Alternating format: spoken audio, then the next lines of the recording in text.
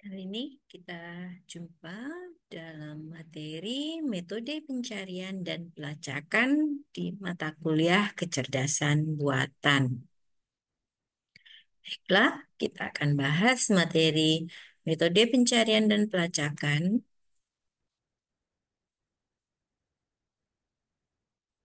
Metode pencarian, hal penting dalam menentukan keberhasilan sistem cerdas adalah kesuksesan dalam pencarian. Pada dasarnya, ada dua teknik pencarian. Yang pertama, pencarian buta, build search ya. Pencarian melebar pada pencarian buta ini bagian pertama adalah pencarian melebar pertama, bird field search. Yang kedua, pencarian mendalam pertama, depth first search. Pencarian terbimbing yang berikutnya adalah pencarian terbimbing yaitu heuristic search. Ya, ada dua pada pencarian terbimbing. Yang pertama ada pendakian bukit, hill climbing. Kemudian yang kedua pencarian terbaik pertama, best piece search. Oke, kita lihat bagaimana pencarian buta atau beat search. Ya, pencarian buta ini ada dua. Yang pertama adalah pencarian melebar pertama. Aturannya, semua not pada level N akan dikunjungi terlebih dahulu sebelum mengunjungi not-not pada level N plus 1. Pencarian dimulai dari not akar, terus ke level 1 dari kiri ke kanan, kemudian berpindah ke level berikutnya dari kiri ke kanan hingga solusi ditemukan. Kita lihat contohnya pada gambar ini ya. Akarnya adalah S, pencarian dimulai dari S, kemudian turun ke A dan lanjut ke B karena A dan B ini adalah satu level kiri kanan. Kemudian dari B turun ke level yang berikutnya mulai dari kiri yaitu C, D, E, F, kemudian turun ke level berikutnya di sebelah kiri H dan G. Nah, ini yang dimaksud dengan pencarian BFS ya. Nah, selanjutnya kita lihat algoritma untuk mendapatkan pencarian BFS ini. Yang pertama, buat suatu variabel node list dan tetapkan sebagai keadaan awal. Jadi, node akar ini menjadi keadaan awal. Kemudian, kerjakan langkah-langkah berikutnya sampai tujuan tercapai atau node list dalam keadaan kosong. Berikutnya, hapus elemen pertama dari node list tersebut dengan nama E. Jika node list kosong, maka dia akan keluar. Pada setiap langkah, aturannya cocok dengan E, kerjakan. Ya, ini artinya kita mencari E ya. Aplikasi aturan tersebut untuk membentuk suatu keadaan baru jika keadaan awal adalah tujuan yang diharapkan, sukses dan keluar. Artinya kalau tujuannya adalah S ya keadaan awal ya selesai. Ya kan? Nah, jika tidak, kalau yang dituju bukan S, maka tambahkan keadaan awal yang baru tersebut pada akhir node list. Jadi kita lanjut ke node berikutnya.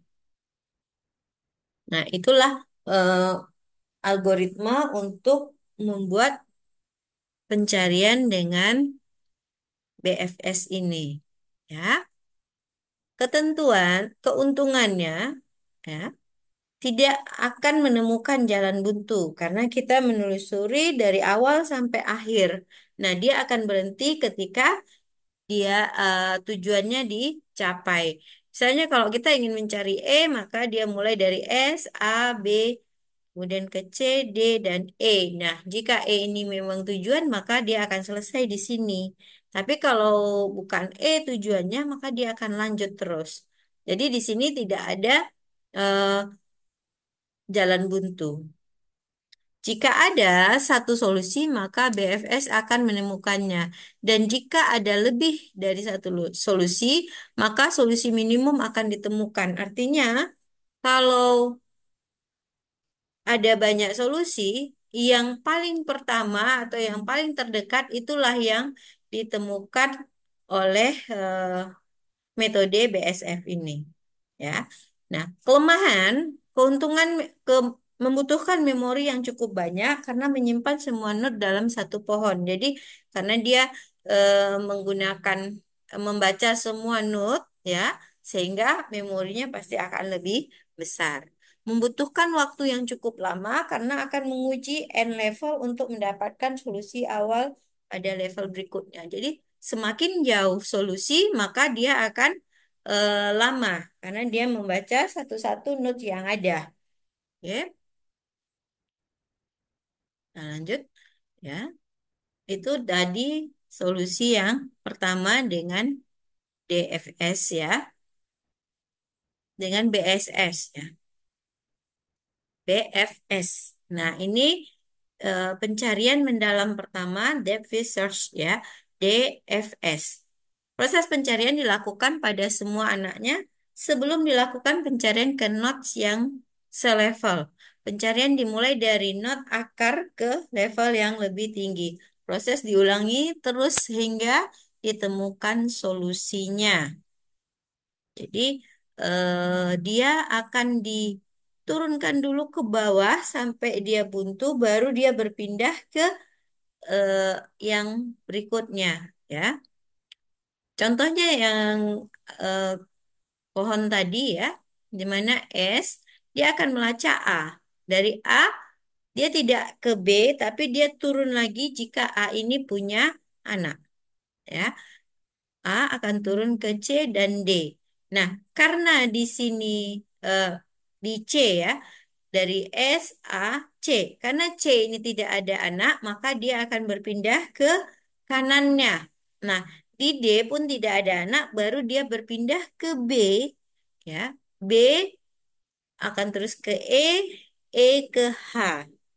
Ya, bukan ke F. Karena dia akan terus ke bawah dulu yang sebelah kiri. Baru jika dia tidak memiliki anak, baru dia berpindah ke kiri. Jadi, jika nanti G ini bukan solusinya, maka dia akan berpindah ke F. Ya, jadi begitu pelacakan dengan metode ini. Ya, jadi dia mendalam, artinya dia turun ke semua anaknya dulu sampai tidak ada cabang lagi pada node tersebut, baru dia berpindah ke kanannya. Jika itu juga sudah habis, maka dia baru berpindah lagi ke kanan yang level atasnya. Oke. Nah, untuk algoritma pada metode ini, ya, jika keadaan awal merupakan tujuan, maka dia selesai ya. Jadi awal jika tujuannya S, maka dia langsung selesai. Yang kedua, jika tidak, kerjakan langkah-langkah berikut ini sampai tercapai keadaan sukses atau gagal. Ya, bangkitkan suksesor E dari keadaan awal. Jika tidak ada, ya, suksesor maka akan terjadi kegagalan.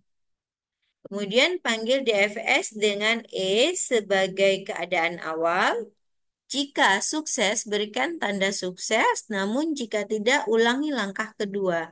Jadi dia akan berulang seperti yang kita tadi bahas ya. Jadi intinya DFS ini dia harus turun dulu ke yang paling bawah, baru jika sudah buntu di situ dia akan berpindah ke kanan ya. Itu tadi eh, pencarian yang model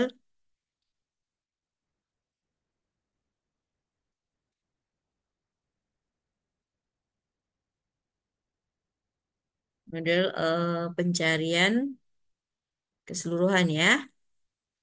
teknik buta ya, pencarian buta.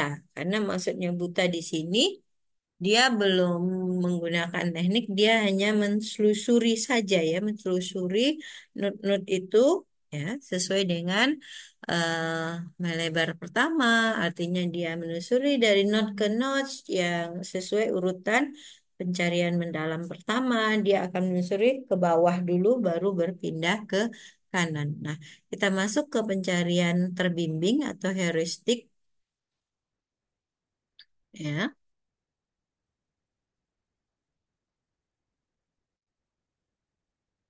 Nah, pencarian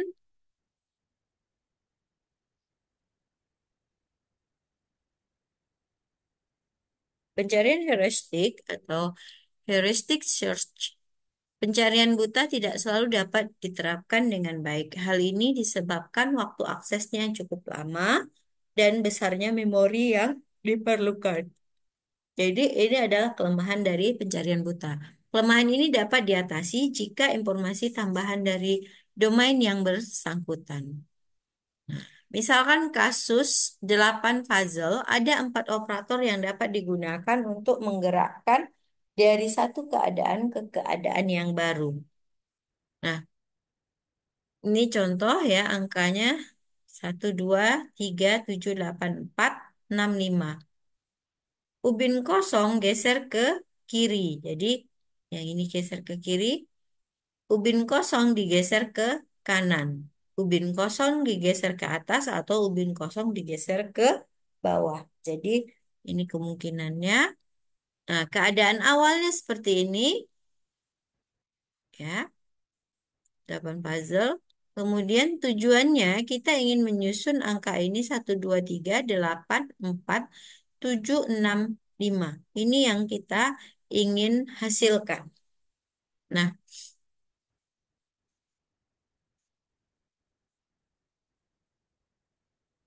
kita lihat langkah awalnya. Ya, yang pertama digeser ke kiri. Berarti 6-nya yang ke kanan berpindah kalau digeser ke kiri. Atau dia ke kanan. 5-nya pindah ke ubin kosong atau dia ke atas seperti ini. Ya. Pada langkah awal dari permain puzzle di atas, hanya ada 3 operator yang bisa digunakan, yaitu ubin kosong digeser ke kiri atau ke kanan atau ke atas. Apabila digunakan pencarian buta, kita tidak perlu mengetahui operasi apa yang sedang dikerjakan, sembarang operasi bisa digunakan. Pada pencarian heuristik, perlu diberikan informasi khusus, yaitu untuk jumlah ubin yang menempati posisi yang benar, jumlah yang lebih tinggi adalah yang lebih diharapkan atau dia yang lebih baik. Untuk jumlah ubin yang menempati posisi yang benar, jumlah yang lebih tinggi adalah yang lebih diharapkan atau lebih baik. Ya, kayak di kiri, H sama dengan 6. Kalau di sini, ya, H sama dengan 6. Kalau yang ini H sama dengan 4. Di sini H sama dengan 5. Nah, dari 3 operator yang digunakan diperoleh hasil pergeseran ubin kosong ke kiri bernilai 6, ubin kosong digeser ke kanan bernilai 4, dan penggeseran ubin kosong ke atas bernilai 5. Sehingga langkah selanjutnya yang harus dilakukan adalah menggeser ubin kosong ke kiri. Ya.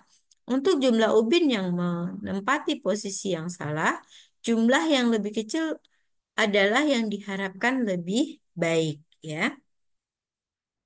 Jadi kita geser dulu ubinnya kanan, ya. Nah, nilai terbaik diperoleh dengan menggeser ubin kosong ke kiri, H2, ya.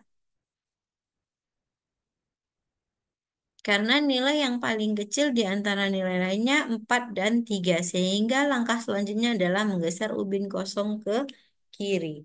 Ya, yang pertama tadi dia menggeser ke kanan, kemudian kosong ke kiri, menggeser ubin kosong ke kiri. Menghitung total gerakan yang diperlukan untuk mencapai tujuan. Jumlah yang lebih kecil dari yang diharapkan. Ini bisa berpindah. Nilai terbaik adalah 2. H sama dengan 2 diperoleh dengan menggeser ubin ke kiri. Ini paling kecil dibanding dengan menggeser nilai 4. Sehingga menggeser ubin kosong ke kiri adalah langkah yang harus dilakukan selanjutnya.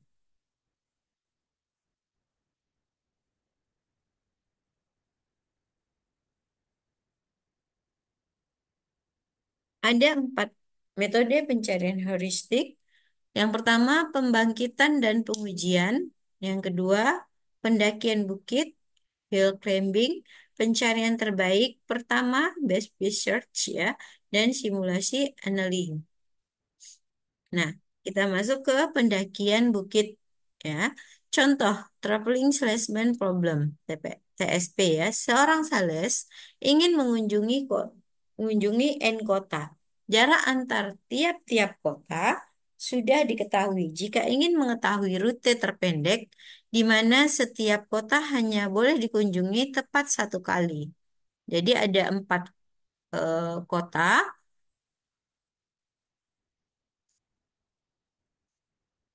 yang harus dia kunjungi. Nah, dia menyusun strategi gimana mengunjungi ke 4 kota dengan rute terpendek. Jadi dia tidak boleh melewati kota itu lebih dari satu kali, maksimal hanya satu kali. Ada 4 kota yang jarak tiap kotanya seperti berikut ya. Jadi ada A, B, C, D. Jarak dari A ke D adalah 7, A ke B 8, B ke C 5, dan D ke C 6, A ke C 3, B ke D 4. Nah, kita harus mencari kombinasi yang tepat, mana yang dikunjungi, pertama, kedua, ketiga, dan keempat, supaya rutenya adalah yang terpendek. Ya. Solusi yang mungkin dengan menyusun kota-kota dalam urutan abjad, misalnya kita buat dari A ke B ke C ke D. Maka panjang lintasannya adalah 19 ya. 8 ditambah 5 ditambah 6 ya, dari A ke B itu 8, terus ke C-nya adalah 5 dan ke D-nya adalah 6. Totalnya 19. Kalau kita buat A, B, C, A, B, D, C ya, A, B, D, C, maka hasilnya 18. Kalau A, C, B, D hasilnya 12 dan seterusnya. Jadi kita bisa mengkombinasikan urutan-urutan dari 4 kota ini dan menghitung jaraknya. Di sini akan kita dapatkan nanti hasil terendah. Ya. Nah, yang berikutnya adalah metode Simpling Hill Climbing ya. Ruang keadaan berisi semua kemungkinan lintasan yang mungkin. Operator digunakan untuk menukar posisi kota-kota yang bersebelahan. Fungsi heuristik yang digunakan adalah panjang lintasan yang terjadi. Operator yang akan digunakan adalah menukar urutan posisi dua kota ke dalam satu lintasan.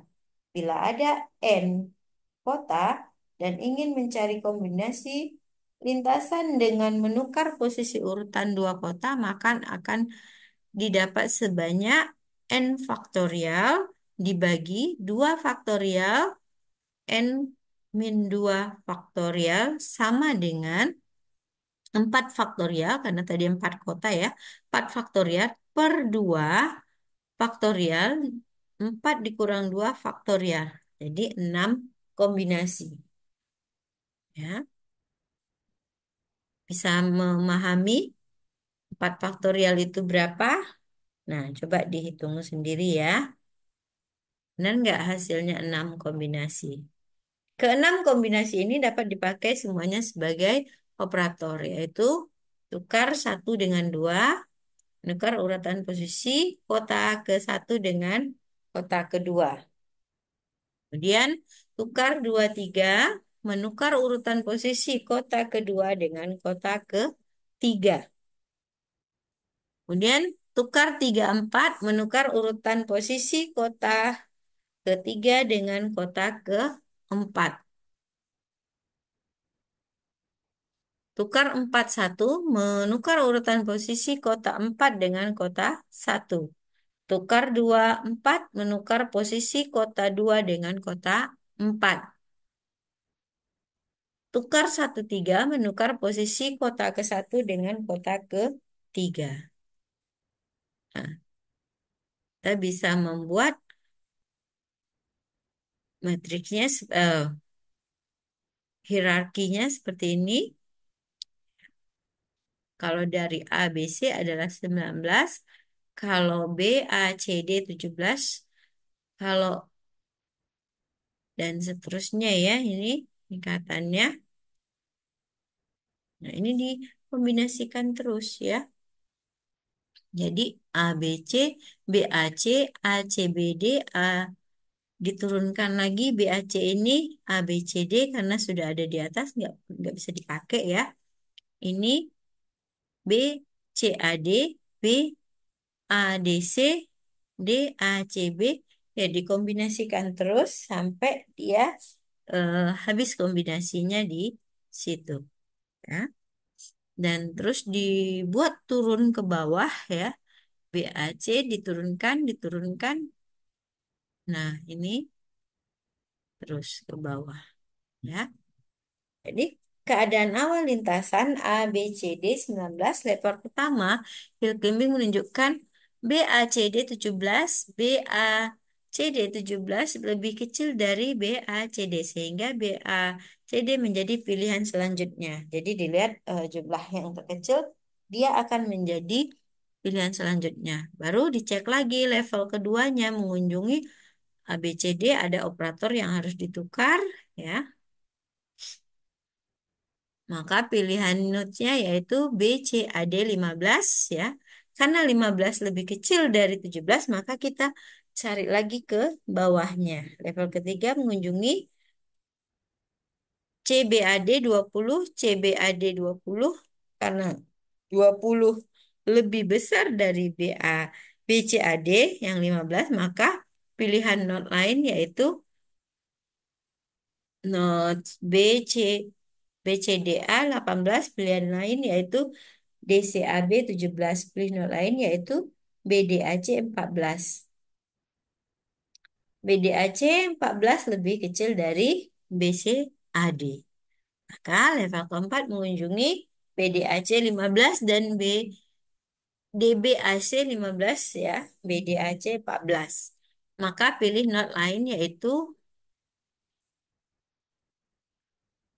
BADC 21, pilih node lain yaitu BDAC 13 ya.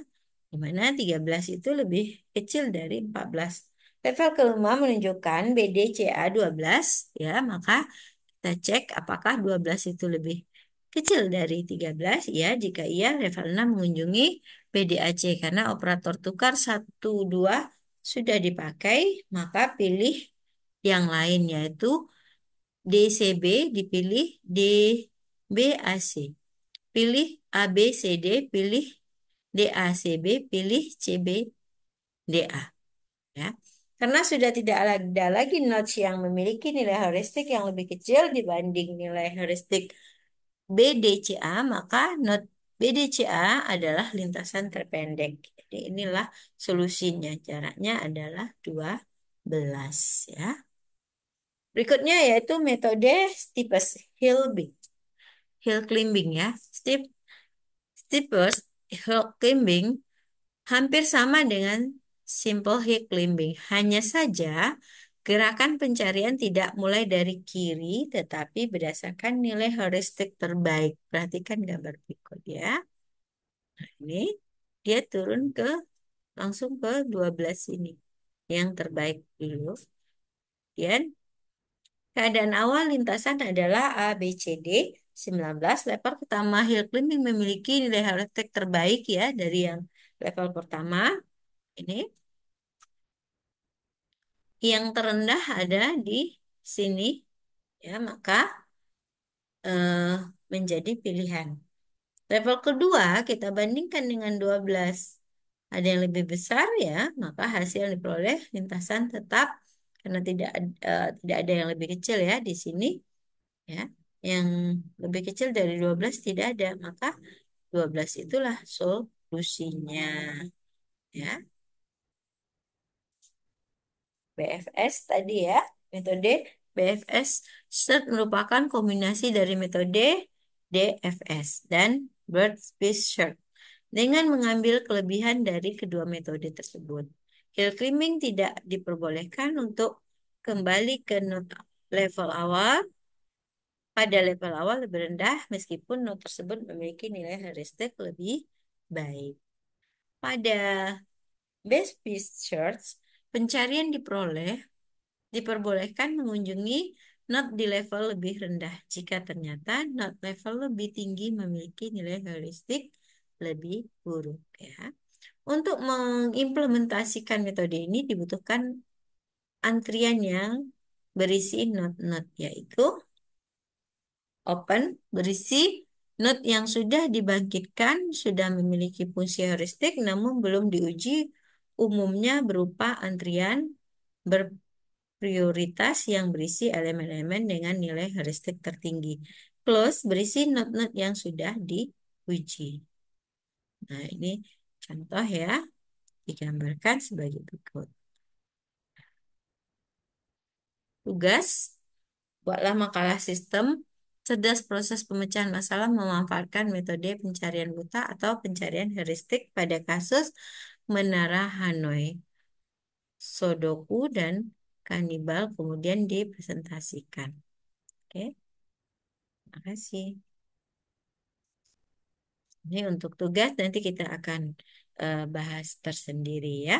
Oke, demikian pembahasan untuk sesi ini. Terima kasih.